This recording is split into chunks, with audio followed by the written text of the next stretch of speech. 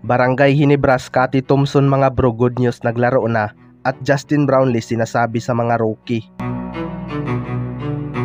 So kahit hindi kumpleto ang star player ng Barangay Ginebra ngayong season mga bro, may isang sigurado na nga na makakabalik sa kanilang lineup.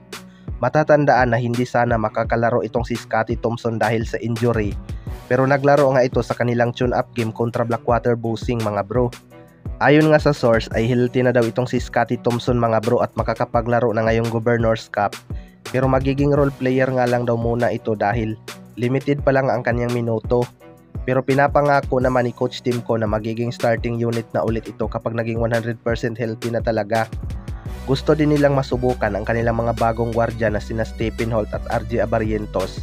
Kapag maganda naman ang maipapakita ng dalawang yan mga bro, gagaan nga ang trabaho ni Scottie Thompson. Well, para sa akin mga bro, kahit healthy na itong si Scottie Thompson, maganda talaga na i-reserve nila ito para sa quarterfinals. Hindi naman na ganun kabibigat ang makakalaban nila sa elimination rounds dahil double round robin nga ito bawat grupo. Dalawang beses nga nilang makakalaban ang kanilang kagrupo. Alam naman natin na may advantage talaga ang Barangay Ginebra sa kanilang grupo. Kaya abangan na lang natin kung ano ang plano ni Coach Timcon kay Scottie Thompson ngayong Governors Cup. Sa kabilang banda naman mga bro, Justin Brownlee sinabi sa mga rookie.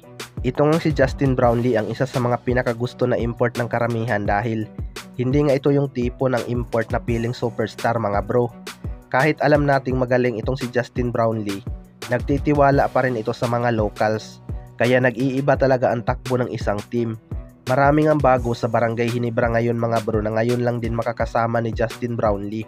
Pero ayon nga kay Justin Brownlee mga bro ay mahuhusay nga daw itong dalawang rookie ng Barangay Ginebra na sina RJ Abarrientos at Paul Garcia matapos niya itong makasama sa shooting practice ng Barangay Ginebra.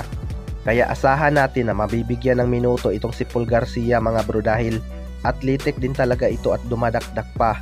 Pero isa nga sa mga pinaka nakakagulat mga bro ay balik import ng TNT Tropang Giga itong si Rondy Hollis Jefferson, kung saan sa official lineup ng TNT Tropang Giga siya nga ang nakalista. Dalawa nga sa mga pinakamabigat na kalaban ni Justin Brownlee ay sabay niyang makakalaban ngayong Governors Cup. Gusto nga ni Alin Durham makabawi kay Justin Brownlee habang gusto namang dipinsahan ni Rondy Hollis Jefferson ang kanilang Governors Cup title.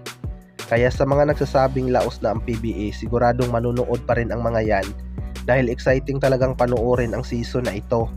Makakabawi na kaya si Justin Brownlee kay Rondy Hollis Jefferson ngayong season at mabawi ang Governors Cup title matapos itong ma-food poison last Governors Cup?